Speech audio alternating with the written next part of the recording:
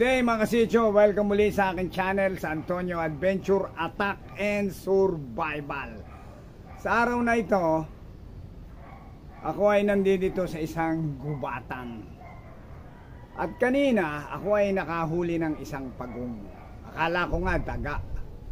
So ngayon, naisip ko, ang pagong na ito ay galing sa wild. Kaya ibabalik ko muli sa wild. Pero papakita ko sa inyo kung gaano kalaki yung pagong na nahuli ko.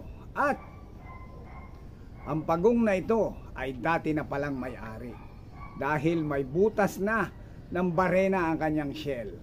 Kaya papakita ko sa inyo ang nahuli kong pagong. Mga kasityo, ito na ang pagong na nahuli ko. Yan. Ito ang tiyan. Yan, umuuslit na ang ulo. Ito, yan. Yun yung buntot, ito. Nauslit ang kamay. Nahihiya.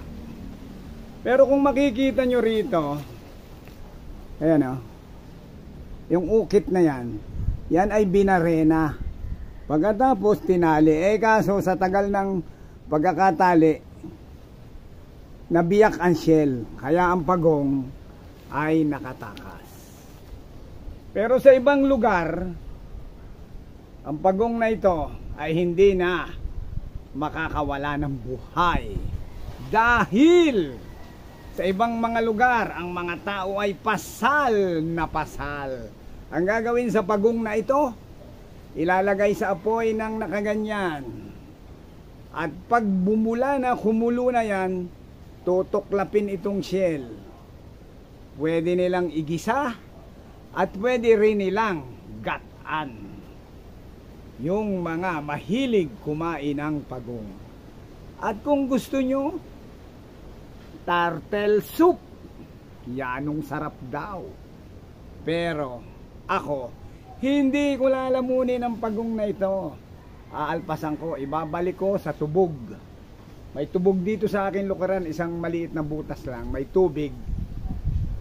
Doon ko siya ilalagay. Kasi madalas ang ulan, pero mga 8 araw nang umuulan, kaya ang mga pagong naglabasan. Pag mainit ang panahon, mga ganitong pagong, nakasuksok lang sa isang lugar na malamig. Doon lang sila nagtatago. At bihira silang maglakad kung hindi umuulan. Pero pag umuulan sa gabi, mamasyal kayo sa mga patay na ilog o maliliit na sapa, naglalabasan ng maraming pagong.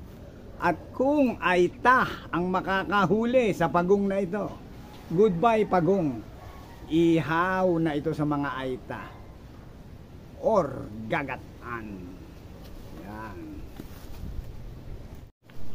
Nung bata pa kami, ang mga ganitong pagong, ang matatanda ay may mga sinasabing superstitious belief or pamahiin. Huwag daw hahawakan ang pagong at magiging bobo sa pag-aaral. Huwag daw hihipuin yan. Ito, pagong nga yan ha. Yung nalabas ng, yan, medyo nauslit ng ulo. Ayun nauslit ng ulo. Mahiyain lang kasi.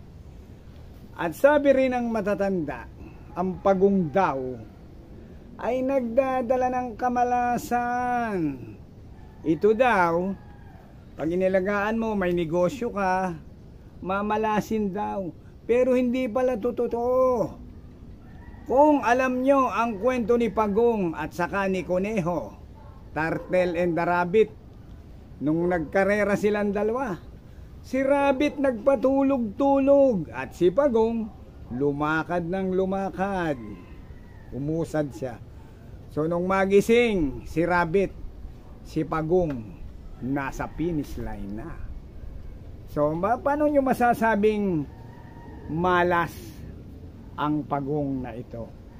Ito nga ay sa mga nagpupungsoy, ilalagyan pa nila ng pagong dahil ang pagong daw ay winner. Yan. Yan, nahihiya pero nauslit na. Medyo malansa ang amoy kasi nga galing sa wild. Yan. Sabi nung kaibigan ko, kung galing daw ito sa ilog, sure gagataan niya. Eh sabi ko galing sa tubog eh. Yung tubog, yung pinagtutubugan ng kalabaw, doon yun galing. Kaso wala namang kalabaw dito sa area. Basta may isang hukay lang na ang tawagin ay tubog, may tubig. Doon ito galing. Tsaka umulan, kalat dito sa paligid. Pakita ko sa inyo mamaya ang kapaligiran. At palalakarin natin itong pagong. Doon sa may likuran ko. Para pag-release natin, okay na. Nga pala siguro approximately ganitong size na pagong yung land turtle, yung pagong sa lupa ha. Pero ito ay amphibian, pwede sa tubig, pwede rin sa kati, sa walang tubig. Siguro approximately mga may 20 years old na ito. Itong ganitong size. Kasi hindi naman ito lalaki ng silaki ng planggana, hindi. Ito ay normal size lang ng mga native na turtle. Kung tawagin sa English ay turtle box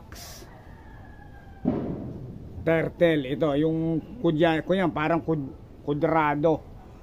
So sa mga pet shop, yung ganitong kalaki binebenta yata ng 500 pero bawal kasi sa DNR bawal to na hulihin. Pero kung mga aita ang makakahuli nito, yung mga aita sa gubat, ay may karapatan sila itong gataan, igisa, ihawin, lamunin, bahala sila.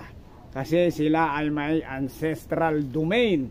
Sabihin lahat yung mga wild na animal, may exotic animal sa gubat, may karapatan silang lamunin ang mga pagong, unggoy, ahas, palaka, baboy damo, usa, tuko, kahit ano, ibon, pwede nilang lamunin, daga, paniki, lahat pwede sa aita.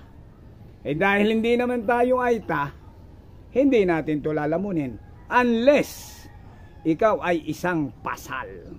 Pupulutanin nila ito, yung mga pasal. Ihaw, tuklap, kukunin yung laman, gagataan, pulutan na. Yan ang sarap daw. Pero hindi pa ako nakakain ito at wala rin akong balak lamunin ang pag-ung na ito. Kawawa naman, oh, nauslit, nahihiya. Yun, nauslit yung paa. Yun, oh. Kita nyo? Yun, oh, nauslit-uslit na. Yun, oh, nagalaw. Yun, oh, nahihiya lang. Ating aalpasan na ang pagong na ito. Pupunta na doon sa tubog. Dahil siya ipinanganak sa wild, may karapatan siyang mabuhay sa wild. Kaya ugpang, aalpasan na kita. At kung kayo, sino man sa inyo, mahilig sa pagong, sa inyo na, pwede na. Aalpasan ko nga lang. Kung gusto nyo, hahanapin natin uli si ugpang. Kung ngayon tayo ay maglalakad na dito sa gubat, yan, kagubatan yan ha, kitang kita nyo. Yan o. Mga bule, mga puno ng saging. So ayun yung tubo. Oops, may hukay. Ito yung tubugan. Dito natin aalpasan si ugpang. Yan. Yan na siya. So pupunta na siya sa tubig at malaya na siya. Wait, ayaw pa dito sa tubig. Yan. Yan, yan na.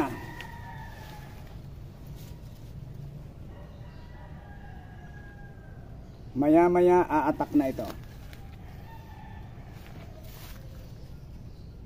Nahihiya pa.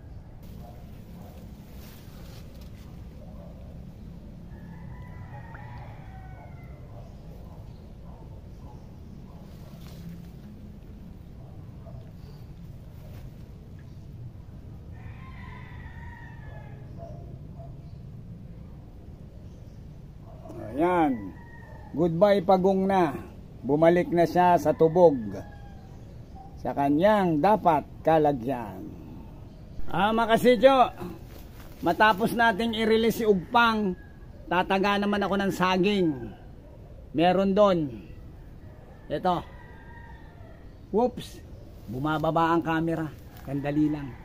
O yan, tutuloy na natin ang pagtaga ng saging doon. Ha? Kita nyo dito. Tagain natin ang saging.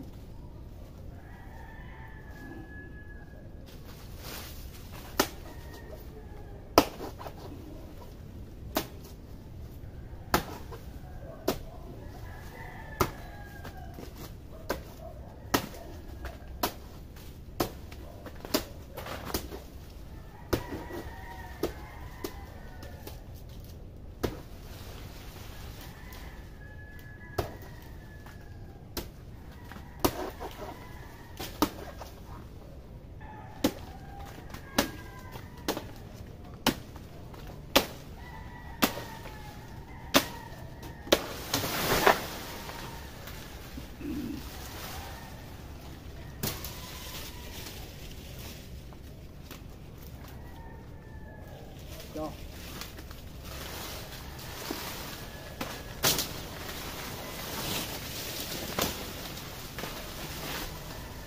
Maraming baging sumasabit.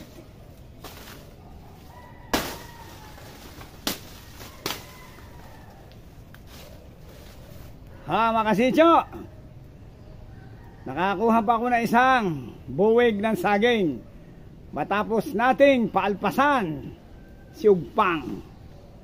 Kaya hanggang sa susunod pang Antonio Adventure Attack and Survival.